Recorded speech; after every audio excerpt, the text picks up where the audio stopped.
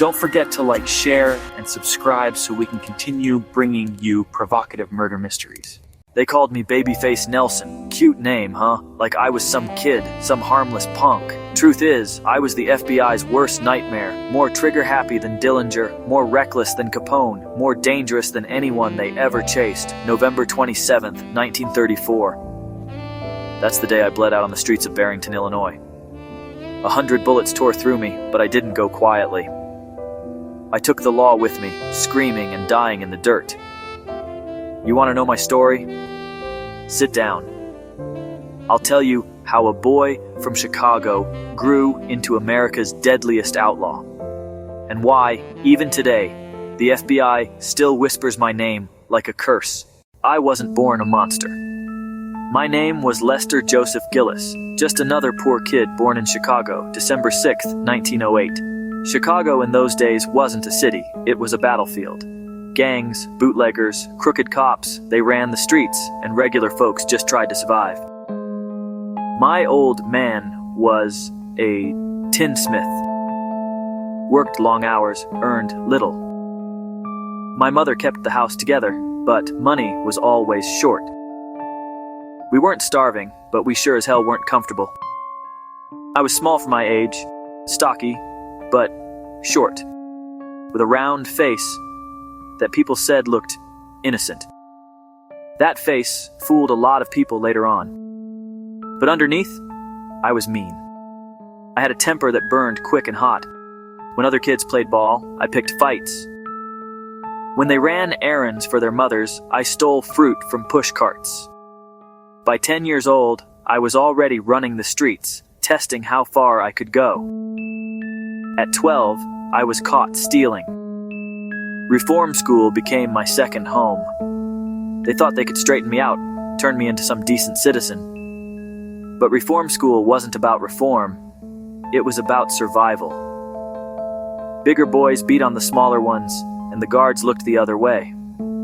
I learned how to fight dirty, how to keep my head down until it was time to strike. Those lessons stuck with me all my life. The law thought they could scare me straight, but all they did was make me harder. Every time they locked me up, I came out smarter, tougher, meaner. I was 14 when I pulled my first real job. Not some shoplifting, not some joyride in a stolen car, an armed robbery. Me and a couple older boys knocked over a delivery truck. My hands shook when I held the pistol, but the second I pointed it, a rush hit me.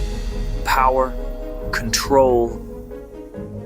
That man's eyes widened, and for the first time, I knew what it felt like to own fear. We got away with some cash and goods, but more than that, I got hooked. That adrenaline, the mix of danger and power, it was like a drug. By 1922, my name was in police blotters, burglary, robbery, car theft. I was in and out of juvenile facilities like a revolving door. They called me incorrigible. They weren't wrong. Prison didn't scare me. It sharpened me. I met older crooks, guys who'd been around. I listened. I learned. I studied how they planned jobs, how they hid weapons, how they picked marks. And when I got out, I wasn't just a punk kid anymore. I was a criminal with ambition. Somewhere along the way, I picked up the nickname Babyface. At first, I hated it. Sounded like an insult, like I wasn't dangerous. But I figured, let them underestimate me. Let them think I was just some harmless kid. That's when I'd strike hardest. The 1920s. Prohibition. Chicago was swimming in bootleg liquor, blood, and corruption. Capone had the south side. Bugs Moran ran the north side. And me?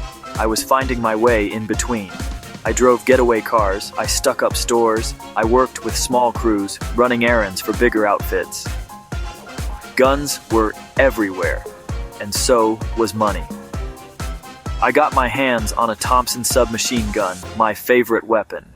The Tommy gun fit me like an extension of my own arm. I could spray a room in seconds, make men dive for cover, make lawmen scatter. That gun became part of my legend. I was short, yeah, but I made up for it in fire. If you crossed me, I didn't hesitate. A lot of men in that world bluffed with guns, not me. If you looked at me wrong, you might not see tomorrow. People started to notice. The cops noticed too. The FBI started a file on me. Short, stocky build, baby face, dangerous temper. They knew I wasn't like the others. I wasn't charming like Dillinger. I wasn't calculating like Capone. I was raw violence. I started hitting banks in the early 30s small town banks across the Midwest. Minnesota, Iowa, Wisconsin. I'd walk in smiling, but behind that grin was cold steel. We'd clean the place out, leave witnesses trembling on the floor. The papers picked up my trail. They loved to write about me, the boy-faced bandit, the killer with the smile. They made me into a monster and a celebrity all at once. And Hoover? Oh, J. Edgar Hoover hated me. Hoover was building his FBI into a national force, and he needed criminals to fight. Dillinger was his poster boy, but me? I was the nightmare he couldn't control. I didn't play by rules, even outlaw rules.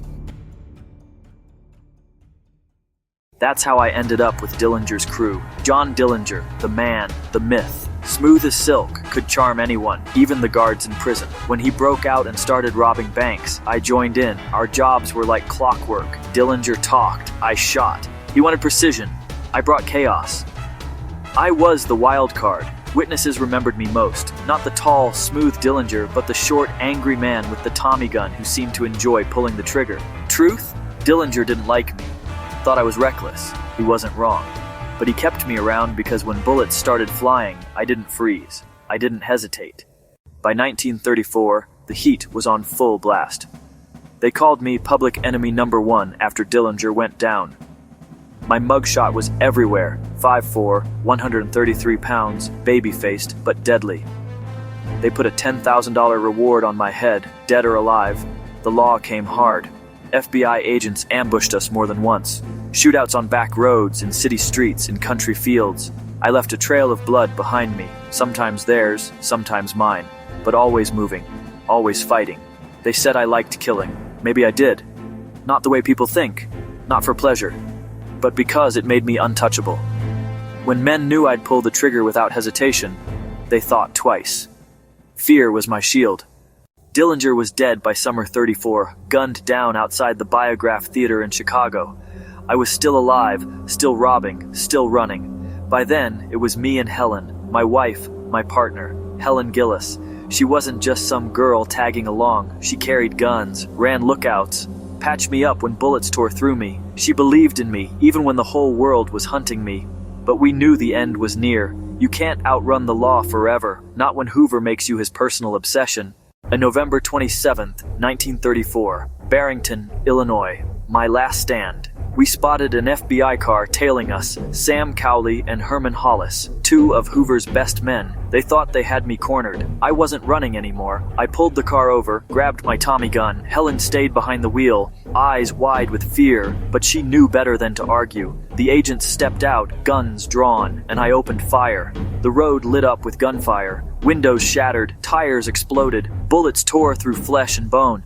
I hit Cowley in the stomach, Hollis in the chest. They went down, crawling, screaming, but they weren't soft. They kept firing, bullets ripping into me, my shoulder, my stomach, my legs, 17, maybe more.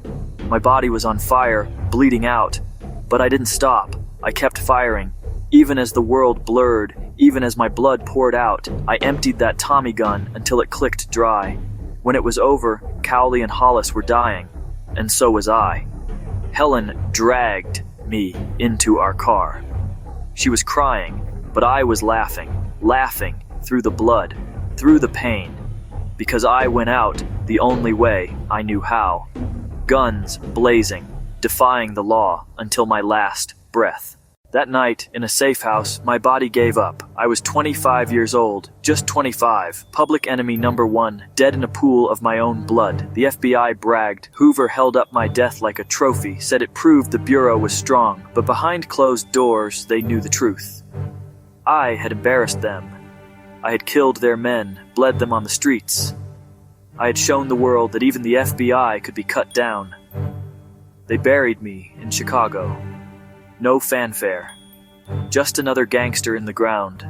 But my legend, my violence, my rage, that lived on.